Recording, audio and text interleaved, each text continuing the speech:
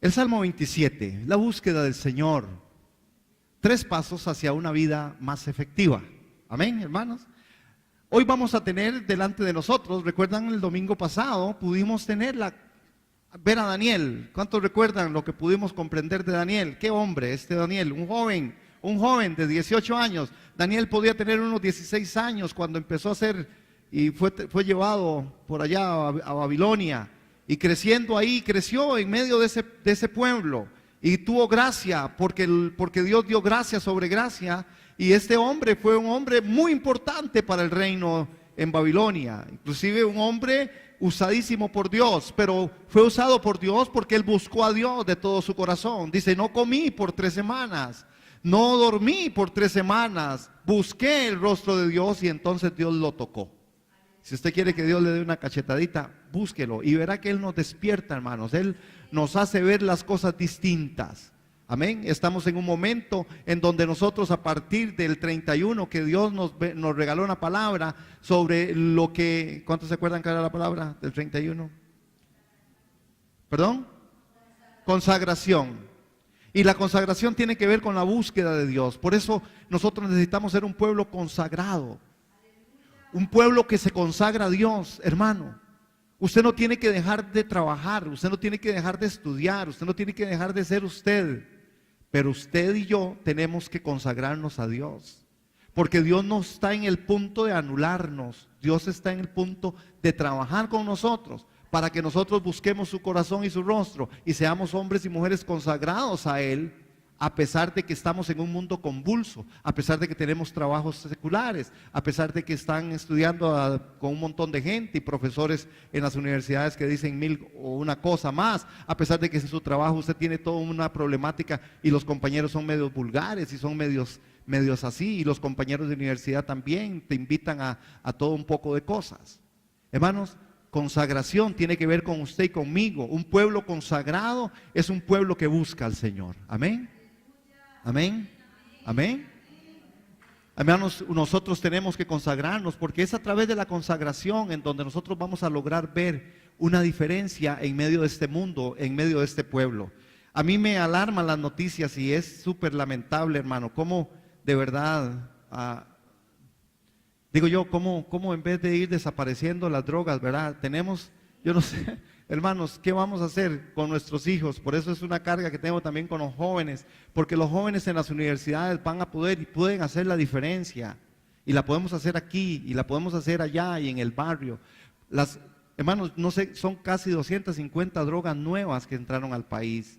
Algunas, hermanos, no sé si ustedes han logrado ver, pero hay unas, y en lo que he visto, ¿verdad? Que se come la piel y los dedos, ¿verdad? Se está usando para crear adicción. Básicamente la usan en la marihuana. Están usando gasolina, están usando canfín, están usando un poco de cosas. Los que vinieron ayer al curso también de primeros auxilios lograron ver y entender cómo es que los jóvenes o muchas personas hoy están usando la droga, ¿verdad? ¿Por dónde se introducen la droga? ¿Verdad? Los que estuvieron ayer pudieron entender un poco esto, porque eso es, hermanos, donde estamos llegando a desfases terribles, porque no hay una búsqueda de Dios, porque no hay temor de Dios. Aún nosotros como iglesia necesitamos recapacitar y saber por qué estamos aquí y por qué nos decimos ser hijos de Dios. Necesitamos con nuestras vidas, hermanos, reforzar eso. ¿En qué? En ser personas honestas, transparentes, en ser personas que amamos su nombre, buscamos su rostro, en ser personas íntegras, en ser personas que de verdad cuando vemos aquello que no está correcto, poder denunciarlo y poder llegar a aquellas personas que están haciéndose daño y poder decirle, no, Jesús sí te ama, pero hay que mostrarlo con nuestro corazón, con nuestra vida, hermanos. Amén.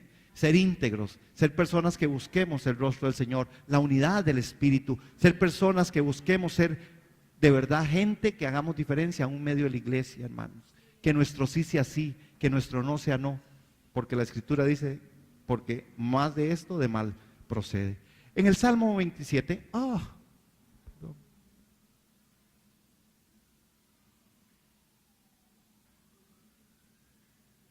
ok.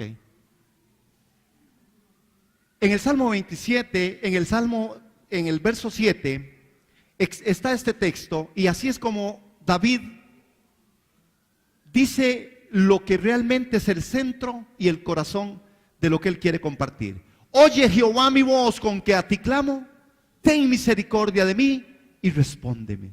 Hermanos, qué impresionante es poder ver a David. Este Salmo 27 está compuesto, hermanos, de una particularidad, como cada salmo, como cada salmo. Pero este 27 tiene la particularidad de que David está abriendo todo su espacio y su corazón. Y a mí me gustaría que ustedes en esta mañana me acompañen a una sola voz y que podamos leer esto al contar yo tres, porque me parece que esta es una oración, es una frase, es una particularidad de este salmo que para nosotros debiera de ser revelado en nuestro corazón. Porque hay algo y es un motivo muy especial de lo que la inspiración de Dios en el Espíritu Santo para David le hizo colocar estas palabras. Entonces al contar tres lo leemos. 1, 2, 3. Oye Jehová mi voz con que a ti clamo, ten misericordia de mí y respóndeme. Hermanos, qué emocionante es poder ver el corazón de alguien de esta manera. Cuando nosotros abrimos la primera parte del texto, vemos que en esto hay una oración enfocada en un solo deseo, una ambición. Lo consumía totalmente. Parece que David, hermanos, estaba ahí. David era un adorador, era un hombre que alababa y quien le dio gracias a Dios por todas sus bendiciones. David fue un hombre que testificó: el Señor me ha dado bendiciones diariamente. Ese era David. Sin embargo, a la misma vez, David también era un guerrero. Hermanos, hay esta particularidad de David. Cuando nosotros nos vamos al conocimiento de David, desde que David era niño, tuvo toda una relación con respecto a Dios. David, el más pequeño de aquellos. Cuando recuerdan la historia, cómo fue que llegó a ser ungido David, ¿verdad? Cuando el profeta Samuel llega a la casa, ¿verdad?, de Isaí, y que entonces Dios le dice al profeta: yo no te fijes a tu parecer, fíjate en el corazón. Y cada vez que el profeta quería ungir a alguien después de que Saúl había sido desechado por Dios, desechado por Dios, desechado por Dios. Dios desecha.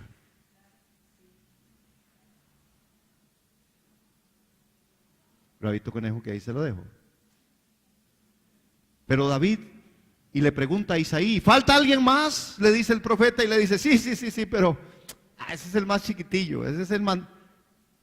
Yo sé que algunos se van a identificar conmigo. ¿Ustedes se acuerdan? Yo fui por mucho tiempo eso. ¿Ustedes se acuerdan cuando jugábamos con nuestros hermanos mayores y usted era el mantequilla? Sí, yo era el mantequilla, hermano.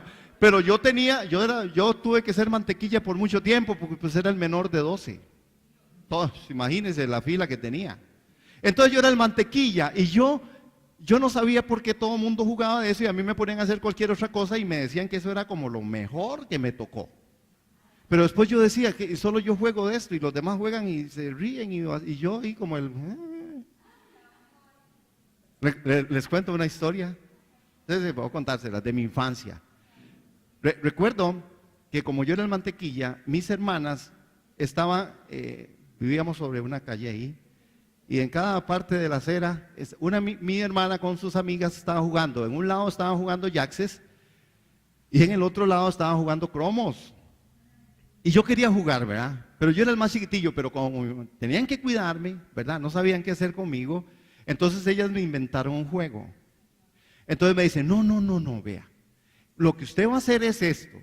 Nosotros vamos a estar aquí, vamos a estar jugando aquí, pero usted va a tener que usted va para allá y después viene y me dice qué está haciendo su hermana aquí, y corre para el otro lado y va a decir qué decir. Y ese era el juego, ¿ah? Y yo, wow, qué manera, me tomaron en cuenta. Hermanos, y empiezo a cruzar la calle, ¿verdad? Entonces yo iba y decía: uy, vieras que sí, y volcó el cromo, y viera que no, falló en el, ¿verdad?, con los Yaxes.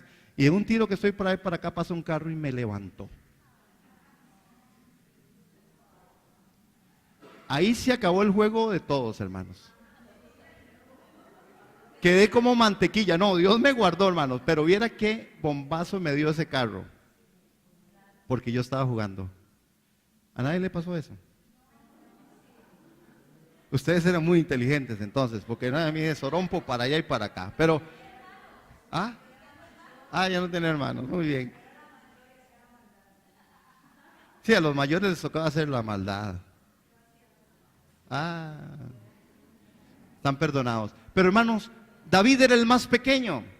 David no lo atropelló un carro, pero David dice, cuando David llega, hermanos, y es entrevistado por el profeta, y le dice el profeta, no, yo soy el más pequeño, pero yo sé lo que es pelear con el oso, yo he peleado y yo he librado las batallas. Y él tenía muy claro quién le ayudaba a librar las batallas. Este David es el que es inspirado por el Espíritu Santo. Y vean la oración de David, una oración enfocada en un solo deseo. Una ambición le consumía totalmente. Y lo que él quería era buscar su rostro. Y les voy a pedir que me acompañen en ese verso 27 a partir del verso 1.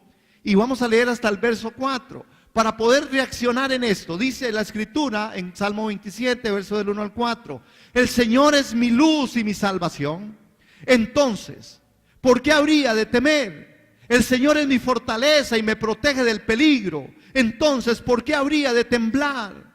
Cuando los malvados vengan a devorarme, cuando mis enemigos y adversarios me ataquen, tropezarán y caerán. Aunque un ejército poderoso me rodee, mi corazón no temerá. Aunque me ataquen, permaneceré confiado. Lo único que le pido al Señor, lo que más anhelo, es vivir en la casa del Señor todos los días de mi vida, deleitándome en la perfección del Señor y meditando dentro de su templo. Hermano, ¿de dónde salen estas palabras? Salen de lo profundo del ser, salen de lo profundo del corazón de un hombre que de verdad entendía que buscar a Dios tenía que ver con vida y con abundancia, que tenía que ver con la resolución de sus conflictos como hombre y que tenía que ver también como la resolución de ser un buen rey. David está puesto en la expectativa de Dios sobre esto, sobre buscar su corazón, buscar su rostro, y le empieza a decir al Señor lo que él cree que él es. David le ruega a Dios en una plegaria urgente, una plegaria urgentísima, que a mí me parece que en nuestro contexto costarricense de Plaza González Víquez como iglesia local, es una oración que debiéramos de retomar y poder decir: oye Jehová mi voz, con que a ti clamo, ten misericordia de mí y respóndeme. Hermanos, Dios ha tenido y trae el modelo de su vida y de lo que Él es a trabajarlo con nosotros desde esa perspectiva. El Señor espera que usted clame, no porque Él no sabe qué te pasa ni qué no me pasa, sino porque el ejercicio de Dios, la forma de Dios, lo que Dios ha hecho de nosotros como iglesia, como personas, como sus hijos, es que nosotros vayamos y le digamos: aquí estoy, Señor, escúchame por favor, con ruego y súplica. No porque nuestro Dios sea un Dios rogado, sino porque nuestro Dios sabe que de nosotros debe venir una confesión con características de fe, hermanos, con características de santidad, con características de ser un hijo de Dios genuino.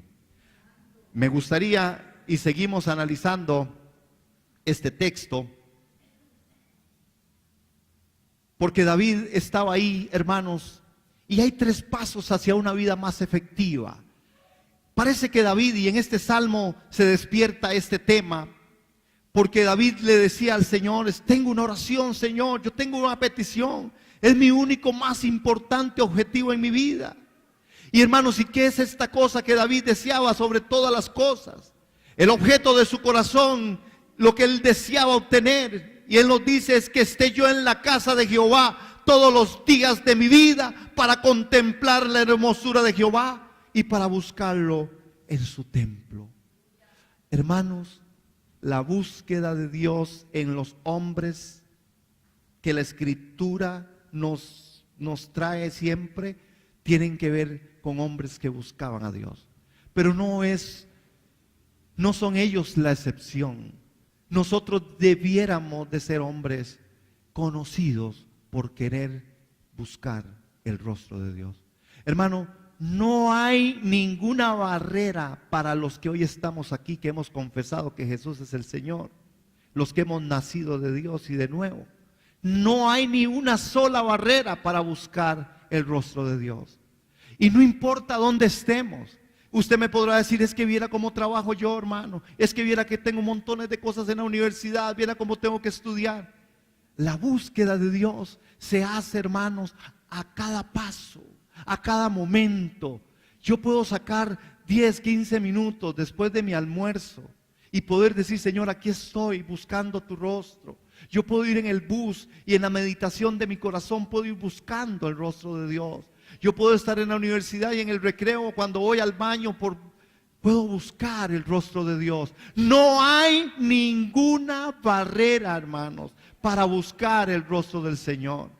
De ahí lo importante, hermanos, que nosotros estemos siempre en esa perspectiva de saber que nosotros tenemos la posibilidad, porque tenemos la palabra de Dios, que es la verdad absoluta de Él, porque tenemos el Espíritu Santo de Dios, y porque de verdad nosotros lo único que tenemos que hacer es proponer en nuestro corazón, buscar al Señor. Como David decía, lo único que quiero es todos los días de mi vida contemplar la hermosura del Señor.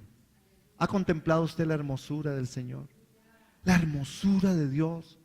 Hermanos, yo no sé cuántos estén pasando por aquí cualquier circunstancia en esta mañana, pero yo sí le puedo decir que Dios no nos ha fallado, que Dios está, que Dios más que nunca o que siempre está con el anhelo ardiente de que nosotros busquemos su corazón. Porque si hay algo que en la Biblia se deja al descubierto, es que Él quiere que usted y yo juntamente con Él tengamos intimidad.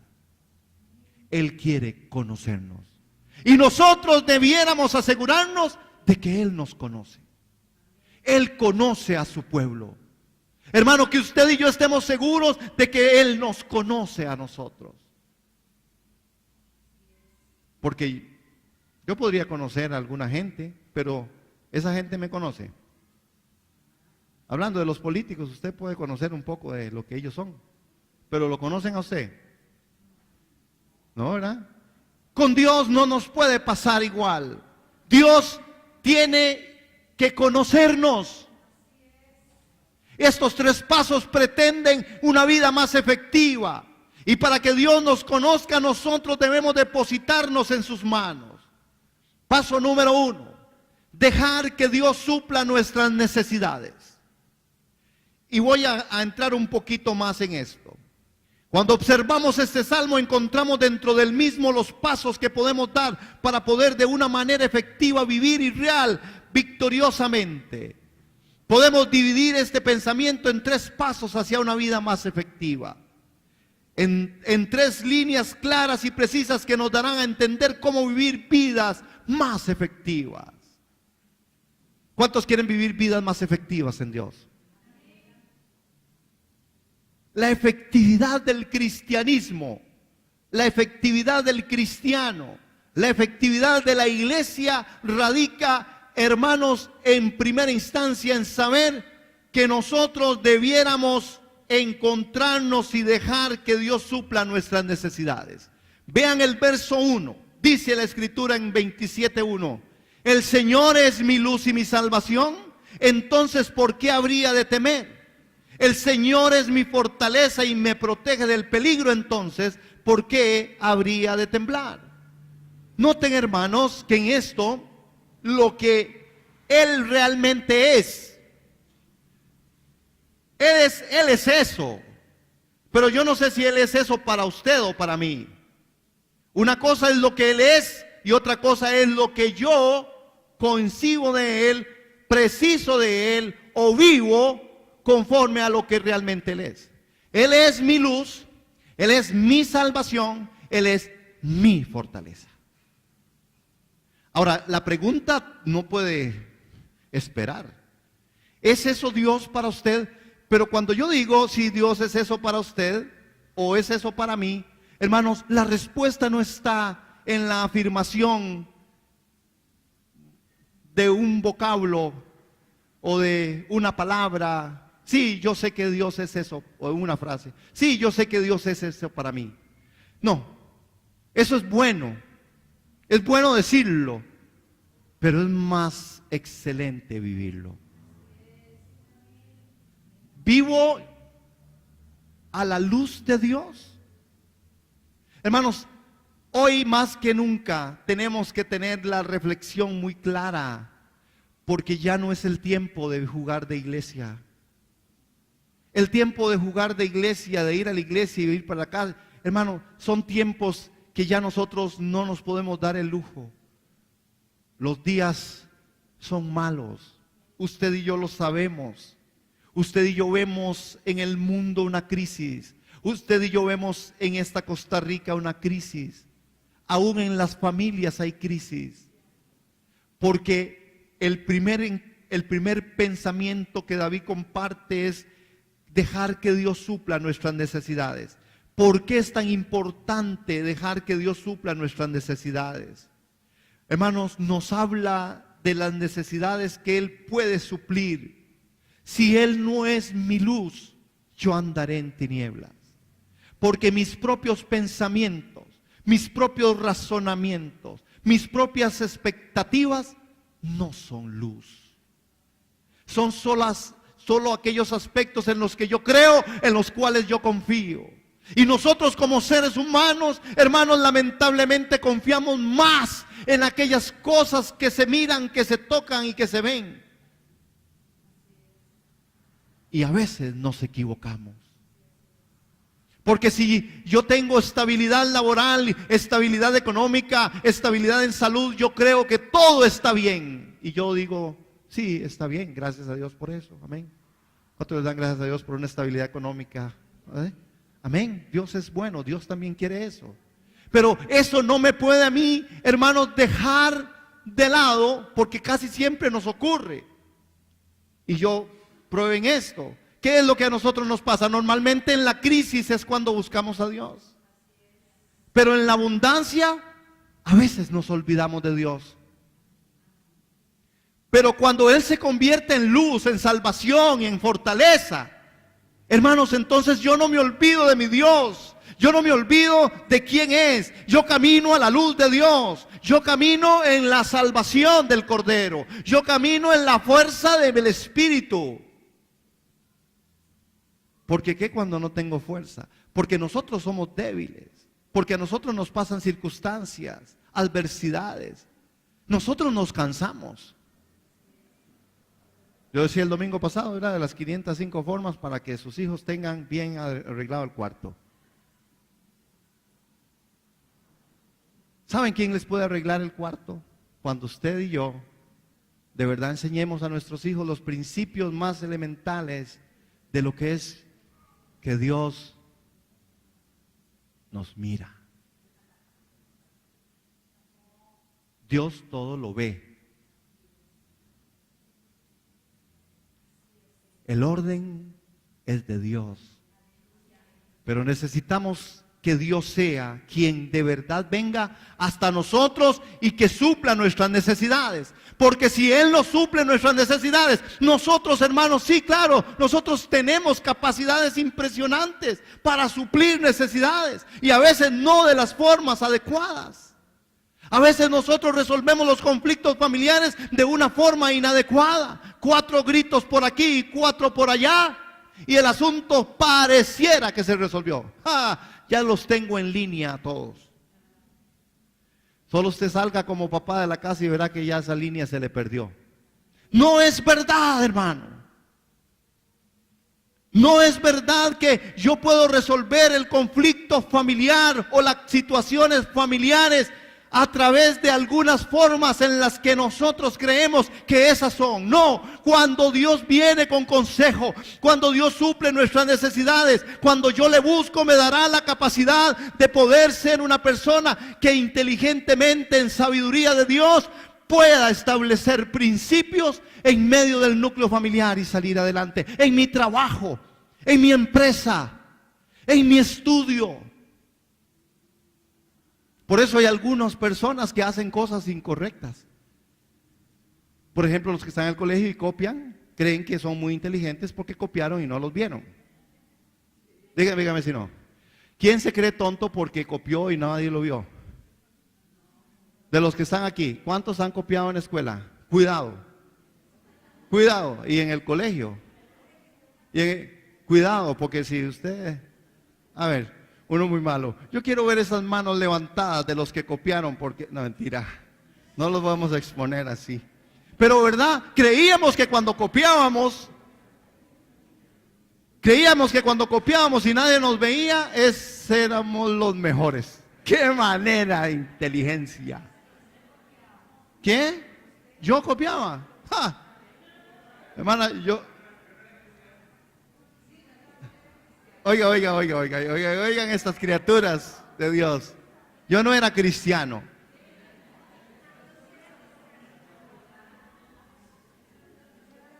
Alguien dijo que es muy fácil salir por ahí en esa tangente, pero hemos sido criaturas de Dios por siempre. Pero ¿cuántos entonces voy a ponérsela? ¿Cuántos siendo cristianos copian? No los vamos a comprometer en eso. Es porque a veces, hermanos, pero solo en ese ejemplo simple, pero cuando Dios suple nuestras necesidades, hermanos, entonces las necesidades suplidas de parte de Dios vienen a nosotros a hacer algo y hacen algo distinto. Porque a veces, hermanos, en medio de nuestros conflictos, lo único que necesitamos es, en la búsqueda de Dios, Dios te va a decir, vaya, humíllate delante de tu esposa y pide perdón. Discúlpate con tu hijo, con tu hija. Hija, discúlpate con tu padre. Vaya con su jefe y discúlpese. O al jefe, vaya y discúlpese con el subalterno. Hermanos, viviríamos formas distintas cuando Dios suple. Pero nosotros a veces caminamos en nuestra luz y hablamos de justicia. Y hablamos de justicia social. Y hablamos de los derechos. Y hablamos de las formas que escritas en donde a mí me ampara la convención colectiva, los estatutos, los preceptos, que no son los consejos de Dios. Y hacemos atrocidades, porque bien usada la ley del mundo, también Dios es glorificado. Pero normalmente se malusan. Es solamente porque yo no entiendo y no encuentro en el consejo de Dios, hermanos, ir en contra, en rebelión de aquellas formas de autoridad. Los que estamos aquí, y el martes empezamos a hablar y estamos enseñando sobre autoridad. Y no dice la Escritura por ningún lado que usted se somete a su autoridad porque su autoridad es completa o buena. Solamente dice, sométase pues a las autoridades, pues estas son puestas por Dios. Y cuando usted hace el exégesis, y cuando usted le pone y desarrolla el texto sagrado en ese particular, está hablando de que Dios no se ha equivocado. La autoridad es puesta por Dios. Y si su autoridad está equivocada, tampoco te dice que puedes rebelarte contra ella, sino que desde la forma en el que usted respete esa autoridad, podrá hacer defensa en mansedumbre sobre aquello que está equivocado en la otra persona. Pero a veces nosotros vemos un país que ha adoptado otra forma. Otra forma. Lo primero es, hermanos, es el salacuartazo, ¿verdad? Porque eso es esa cosa. Yo voy a votar por el que diga que la van a quitar la sala cuarta. Entonces no voto. Justificado. Pero hay cosas y formas. Porque el consejo de Dios, hermanos, porque realmente nosotros no estamos a veces siendo personas que Dios supla nuestras necesidades. Él quiere suplir nuestras necesidades. Él quiere ser luz, Él quiere ser salvación, Él quiere ser fortaleza. Hermano, la propia fuerza suya y mía no nos alcanza. Nosotros nos cansamos, por eso el gozo se pierde. Muchos son los que dicen: ¿quién nos mostrará el bien? Alza sobre nosotros, oh Jehová, la luz de tu rostro. Tú diste alegría a mi corazón, mayor que la de ellos cuando abundaba su grano y su mosto. Vemos que la palabra luz en la Biblia siempre está relacionada al texto que prosigue y que nos habla del gozo y de la alegría. No concibe Dios un creyente sin gozo. No concibe Dios un creyente sin alegría en medio de las situaciones, en medio de las circunstancias. Hay una tristeza que es según Dios, pero esta también, hermanos, está producida por aquel gozo de la salvación que permanece constantemente a pesar de la leve tribulación. Entonces necesitamos el consejo. David no tenía miedo, hermanos, porque a veces podemos equivocar en el texto, ¿verdad? Cuando David arranca diciendo: el Señor es mi luz, mi salvación, entonces ¿por qué habría de temer? Más bien David está preguntando: ¿por qué yo voy a temer? David no es que tenga miedo.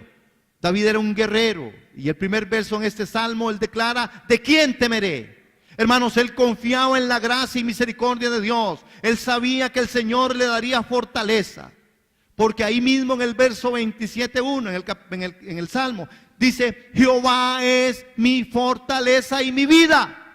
Hermano, si esta mañana usted y yo podemos salir de aquí con esa expectativa: Él es mi fortaleza, Él es mi vida, Él es mi luz. Hermanos, y los proyectos que tenemos, los pensamientos, las proyecciones familiares, de estudio, de trabajo, las ponemos sobre esa perspectiva, les puedo asegurar que usted será muy bendecido y muy prosperado en Dios a través de usar el consejo de Dios en este paso para una vida distinta, para una vida más efectiva.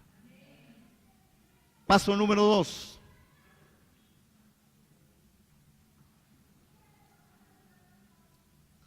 ¿De quién temeré?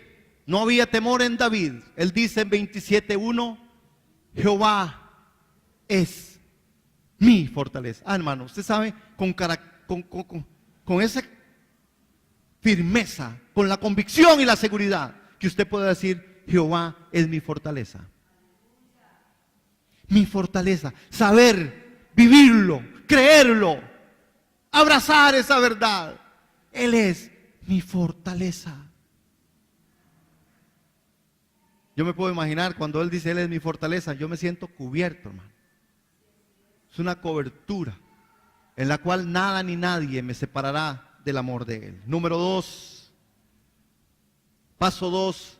Permitir a Dios que absorba nuestros deseos. Permitir a Dios que absorba nuestros deseos. David en el Salmo está hablando y dice: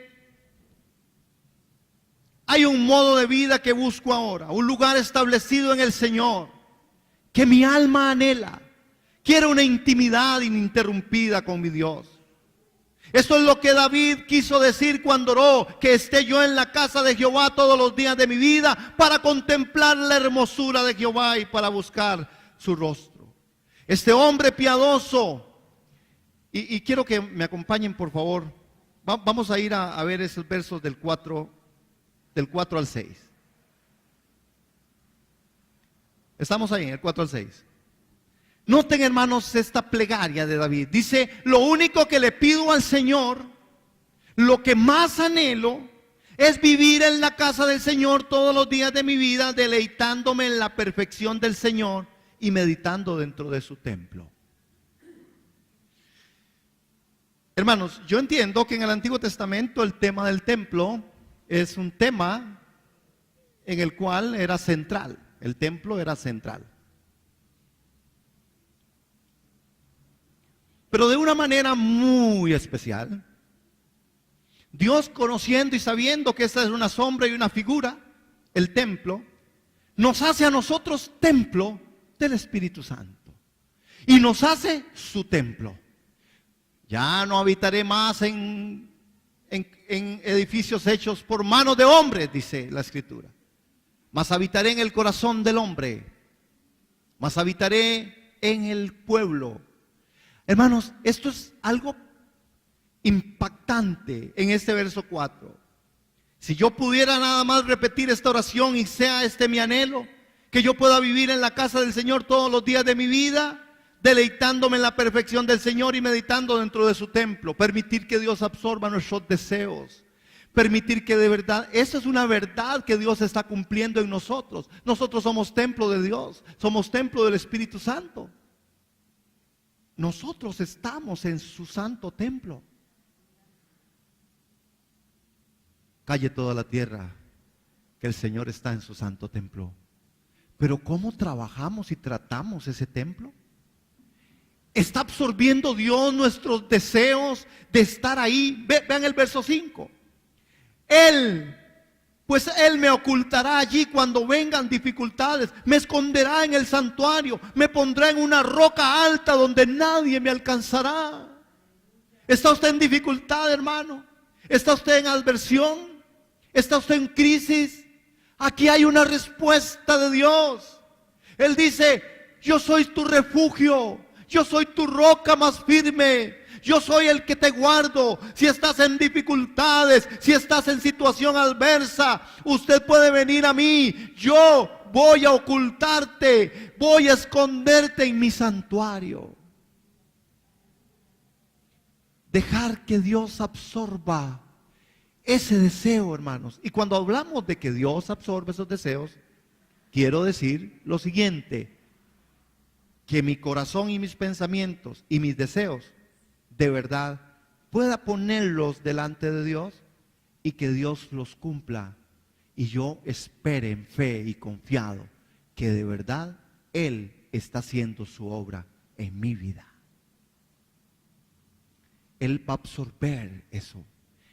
Él es un cumplidor de promesas. Si hay alguien que cumple sus promesas, es mi Dios, y el tuyo también.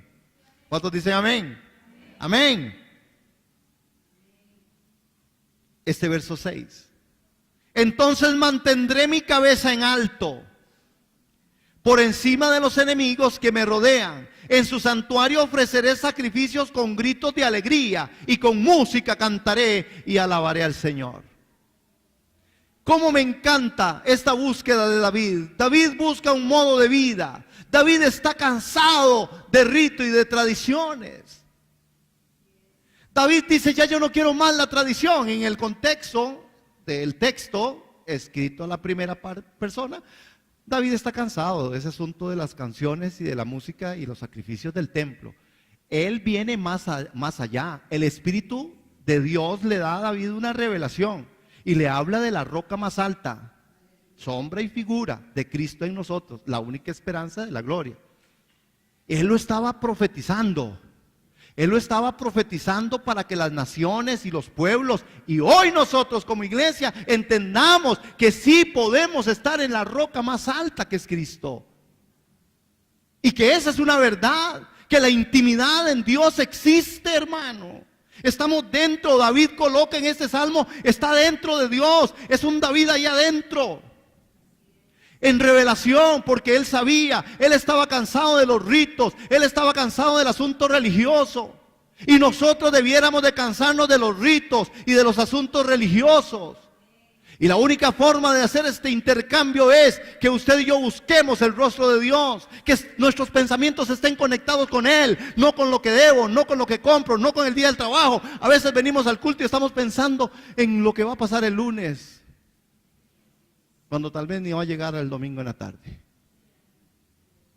Es que nuestros pensamientos deben estar ocupados en Dios. Y cuando yo me ocupo en Dios, Él se ocupará de lo mío. Cuando yo le busco, Él sabe qué hacer conmigo. Amén. David está inspirado. Hermanos, sí, nosotros aquí tenemos una advertencia de parte del dulce cantor de Israel. Esos gritos de alegría y con música, cantar y alabar al nombre del Señor, aparece desde Génesis hasta Apocalipsis. Y pareciera que en la eternidad no va a pasar el que usted y yo cantemos y alabemos y adoremos su nombre. Así es que sigamos entrenándonos, hermano. No tenga aversión a la música, al canto, a los gritos, al júbilo. Cuidado, hermanos, cuide su corazón en eso. Y busque el rostro de Dios y que Dios le revele qué es lo que Él quiere con respecto al salto, al grito, a la alabanza, a la oración, al ayuno, a los ejercicios espirituales. Porque algunos hoy están cerrando algunas cosas que la Biblia no ha cerrado. Lamentablemente, yo digo lamentable porque Dios no ha cambiado. Si bien es cierto, David hace una queja y se cansa. David dice, ya no quiero más el rito, porque David quería al mismo Dios. Y nosotros no queremos el rito, pero nosotros queremos al Dios mismo manifestándose en medio de la iglesia. Por eso la iglesia es de Dios, es un invento de Dios. El que usted y yo nos congreguemos no es un invento de los pastores, es un invento de los más grandes de Dios. Tú eres Pedro, sobre esta piedra edificaré mi iglesia. Y la iglesia es la comunidad de fe de los creyentes. En el Antiguo Testamento el cajal, la palabra para decir congréguese, vengan a la puerta del tabernáculo porque haremos reunión y exaltaremos el nombre del Señor. David quiere tener esa intimidad y nosotros debiéramos querer tener esa intimidad. El buscarlo traerá, hermanos. Vean lo que va a traer el buscar en los versos 5 y 6. Él me va a esconder, Él levantará mi cabeza. ¿Quién es mi cabeza? ¿Quién es mi cabeza? A veces ese texto pensamos, Dios va a levantar mi cabeza. No, mi cabeza es Cristo. ¿Quién es tu cabeza? Él va a levantar tu cabeza. A veces pensamos que es que Dios no es así, Dios va a ver, hermano. Y yo escucho este texto un poco tratado de alguna forma, un poco tal vez simplista o rápido. Sí, Dios va a levantar tu cabeza.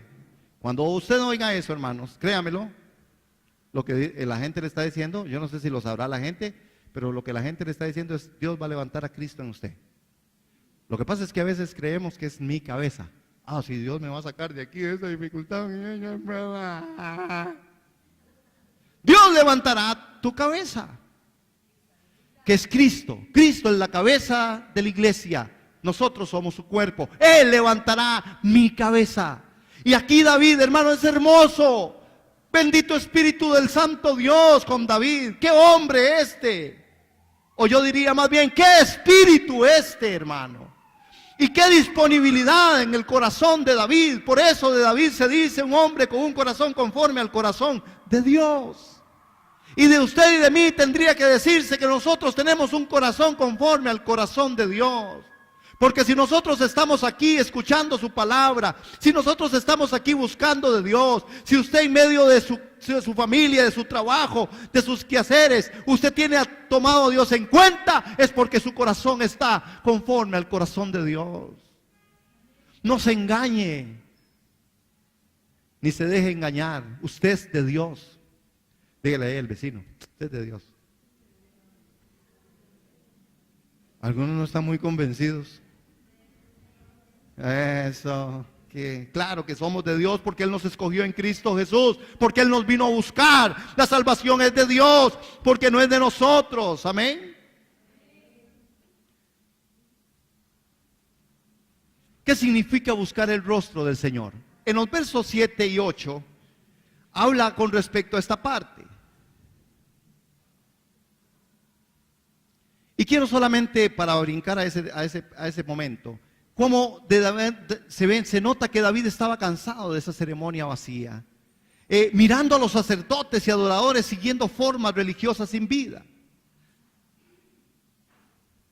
Voy a contarles otra historia. Ya el carro me atropelló, va la que sigue.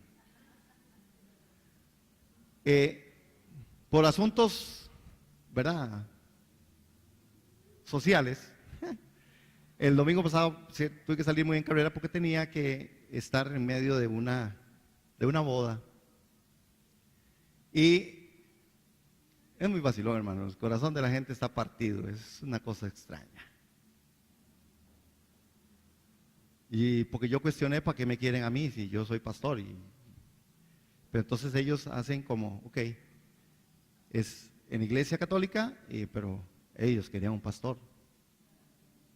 Yo siempre les digo, vean, el señor cura no me va a dejar a mí decir lo que yo quiero decir. Y lo que el señor cura va a decir, yo tampoco lo voy a recibir. Pero entonces yo dije, pues yo accedo. Yo no le voy a cuestionar al señor cura, nada. El asunto es que a mí me tocó una parte. Y cuando yo me encuentro al frente de esa magnitud de gente, yo decía, yo voy a desobedecer. Vea como el diablo es chancho, ¿ah?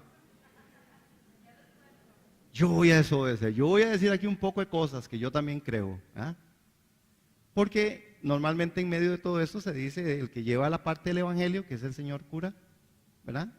Es el que tiene la exposición del tema. Y a mí me han dado solo una parte ahí, un poquito larga y todo, pero estaba sujeta a la forma.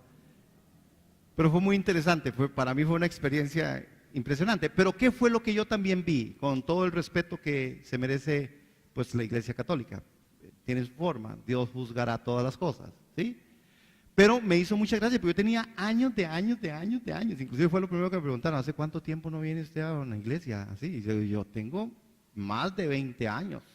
Es lo que Dios quiere que hagamos y animarnos y gozarnos en el Señor. Bueno, resulta que buscar el rostro del Señor, entonces David quería conocer la vida, la realidad, detrás de los rituales, ¿verdad? ¿Quién era la oveja detrás del sacrificio? Yo creo que David estaba muy interesado en eso. ¿Cuál era la realidad detrás del incienso y de los candelabros? El corazón de David anhelaba saber, y él tomó una decisión. Yo no puedo más, decía, no puedo seguir así, simplemente no estoy satisfecho. David decía, no pasaré el resto de mi vida con estos anhelos espirituales insatisfechos. Hermanos, si usted y yo debiéramos de tener hoy una propuesta muy clara y decir, yo no quiero pasar más y seguir en los ritos. Yo quiero vivir a Cristo, quiero buscarle, quiero anhelarle en mi corazón. El objetivo trazado, una búsqueda en mi vida, vivir en la presencia del Señor, para preguntarle a Él hasta que obtenga el anhelo de mi corazón. Eso es dejar que Dios absorba mis pensamientos. Y decir, Señor, aquí estoy, yo no me quiero mover de aquí si tú no me hablas. Yo no quiero vivir conforme a ninguna otra forma, sino a la forma de tu espíritu. Y lo que tu palabra a mí me dicte, y trazada la palabra y estudiada con seriedad y responsabilidad, poder decir, Señor, si tu palabra dice esto, yo camino aquí, yo voy por aquí. Yo creo que eso somos nosotros como iglesia. Permite, hermano, que Dios absorba esos pensamientos en medio de ti. Buscar el rostro del Señor implica, hermanos, buscar su semejanza, buscar su reflejo. Al contestar como el Señor le reveló a David cómo satisfacer sus ansias, reflejando a Dios en su propia vida, Él estaba instruyendo a David: aprende de mí, escudriña mi palabra, ora por entendimiento a través del Espíritu, para que seas igual que yo. Eso es lo que Jesús decía. Si ustedes de verdad son mis discípulos, ustedes van a hacer las cosas que yo también he hecho. Si usted dice que Él es tu vida y yo digo que Él es mi vida, yo debo hacer lo que Él dice que yo debo hacer. Eso es buscar el rostro de Dios. Amén.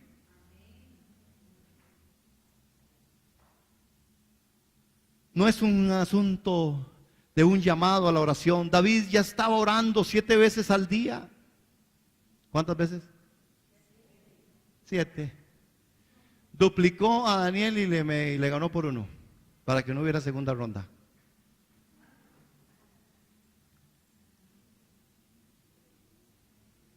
Las oraciones de David fueron las que crearon esa pasión en él de conocer al Señor. Hermano, métase a orar y verá que Dios va a crear pasión.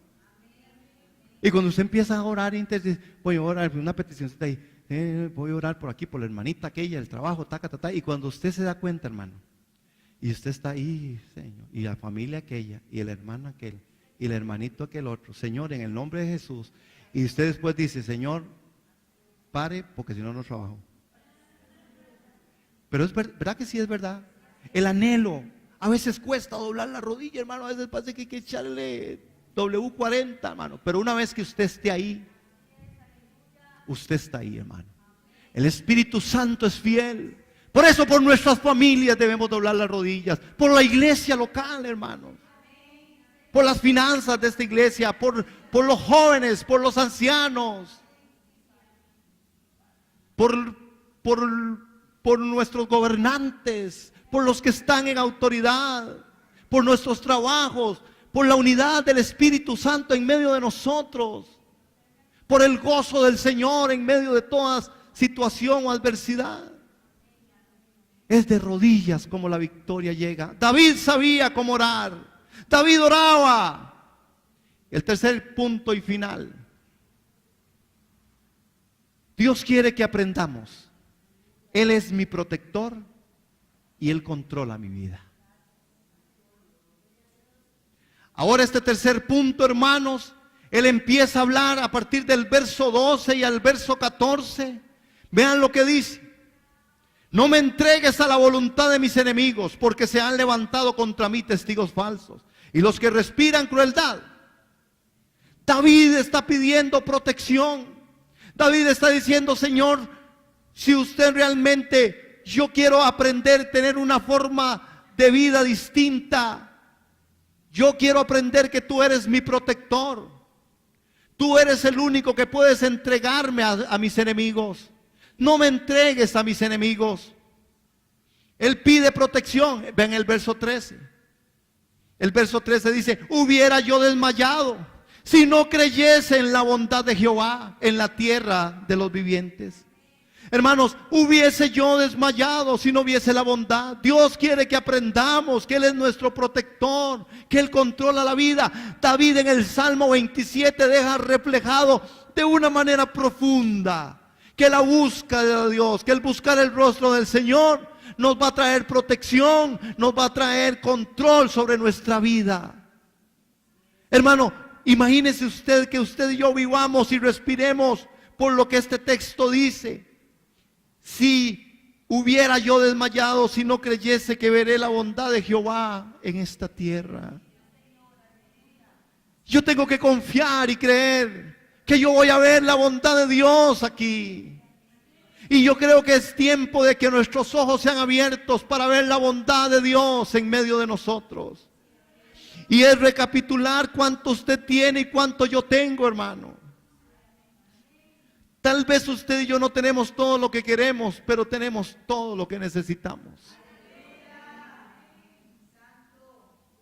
Incluye al esposo.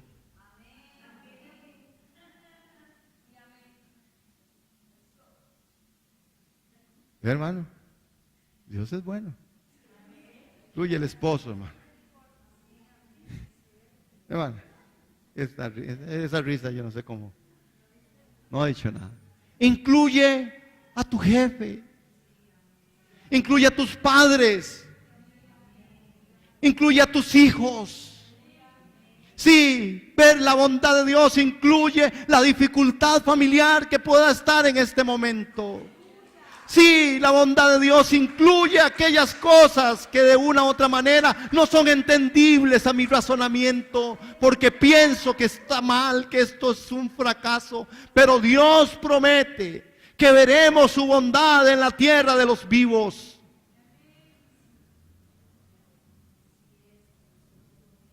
¿Cuántos pueden creerlo? En tu trabajo, yo lo digo en el nombre de Jesús. Y lo digo, hermano, usted va a ver la gracia y la bondad de Dios en este tiempo. Dios quiere prosperar a su pueblo, que veamos la bondad, que veamos la misericordia, la luz y el cuidado. Nosotros no seremos defraudados. Él nunca nos dejará avergonzados. Amén. Vemos entonces nosotros, hermanos, si yo busco los tres aspectos hacia una vida más efectiva, vamos a ver que Dios suple mis necesidades cuando le busco. Vamos a ver que Dios va a permitir que Dios absorba nuestros deseos. Tenemos que permitirlo. Y tenemos que dejar que Dios controle mi vida, porque Él es mi protector. Y estas tres hermosas indicaciones que Dios hace para que Él pueda controlar nuestra vida, es que Dios quiere preservarnos. Él quiere enseñarnos sus caminos. Dios quiere corregirnos. Él sabe cómo cambiar nuestro comportamiento. Y Él sabe cómo hacerlo. Él lo hace guiándonos a través de su Espíritu, a través de la enseñanza. Hermanos, Dios quiere darnos libertad de acción. ¿Y cómo quiere hacerlo? A través de su guía, en su enseñanza. Y estos son los 3 pasos que Dios nos señala hacia una vida más efectiva. Si queremos ser más efectivos en el trabajo, en la familia, en la iglesia local, en el estudio, en la vida que estamos llevando adelante, es que recordemos, hermanos, que Dios va a suplir nuestras necesidades. La necesidad de gozo, de libertad y de seguridad. Y permitamos que Dios nos absorba en nuestros deseos. Deseos de tener paz y unidad con Dios, compañerismo con Dios. Hermanos, contemplarle en la hermosura de su santidad. El deseo de meditar en Él, es decir, buscarle para saber lo que Él dice. Y en tercer paso, hermanos, para una vida más efectiva, es que Dios controle nuestra vida, no como la de un títere, sino enseñándonos sus caminos, guiándonos por ellos y dándonos protección en los mismos. Y mire cómo termina ese verso 14 del capítulo 27 del Salmo. Y esto es la palabra que creo que tenemos que llevarnos para la casa. Escúlpala ahí, hermanos, escríbala. Escríbala. Pégala en el espejo donde usted siempre se ve. Todos se ven en el espejo. Normalmente, ¿ah? Péguela ahí. Es ese verso 14. Y vean lo que dice este verso 14. Aguarda a Jehová. Esfuérzate. Aliéntese tu corazón. Sí, espera a Jehová. Hermanos, aguarda a Jehová. Esfuérzate. Aliéntese tu corazón. Sí, espera a Jehová. No se turbe vuestro corazón ni tenga miedo. Creen en Dios, crean también en mí, decía Jesús. Hermanos, estamos en un tiempo en donde tenemos que reafirmar la fe que se nos fue dada un día a los santos. Y la fe tiene que ver con Dios, tiene que ver con nuestro esfuerzo y tiene que ver con la propuesta de nuestro corazón de alentarnos y de poder decir, sí, Dios me dio inteligencia para poder hacer las cosas conforme su corazón. Dios me dio inteligencia y me dio fuerza para vivir en santidad. Dios me dio fuerza y me dio de verdad la habilidad de poder vivir consagrándome a Él, buscando su rostro. Dios me dio fuerza para vivir en el gozo de Él, que es mi fortaleza. Dios me dio inteligencia para prosperar en los negocios y en mis caminos también, porque de Dios procede la bendición también. Con la inteligencia y la sabiduría espiritual. No por el afán de tener, sino con el afán de volverme y de glorificar su nombre, exaltarle y bendecirle. Sé que Dios tiene cosas lindas para nosotros como comunidad de fe y para ustedes como familia. Estamos apostándole y confiando y creyendo a Dios por familias para Cristo, restauradas en el poder del Espíritu Santo. Y saber que Dios va a dar y va a abrir las puertas de tu trabajo, de tu empresa, de tu negocio, en el nombre de Jesús. Amén. Permítame terminar con esto. Hay un canto y quiero que, valga la redundancia, cantemos todos. Y que usted y yo terminemos cantando esto y meditando en todo esto, del reto de Dios de buscar su rostro. Pongámonos en pie. Mira, hermanos, no sé.